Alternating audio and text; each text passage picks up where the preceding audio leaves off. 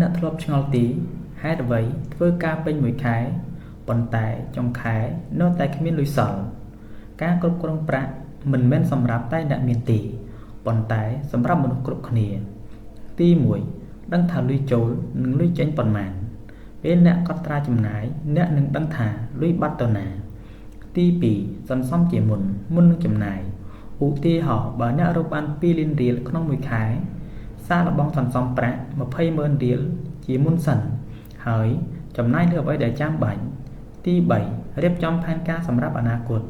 ប្រាក់ដែលអ្នកសន្សំថ្ងៃនេះអាចជួយពេល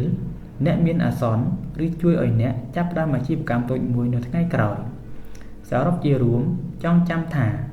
មិនសំខាន់ថាអ្នករកប្រាក់បានប៉ុន្មានទេប៉ុន្តែសំខាន់ថាអ្នកចេះគ្រប់គ្រងវាបានល្អប៉ុណ្ណាបើវីដេអូនេះមានប្រយោជន៍សូមចុច like share និង subscribe ដើម្បីទទួលបានចំណេះដឹងអំពីហិរញ្ញវត្ថុល្អៗជារៀងរាល់ថ្ងៃ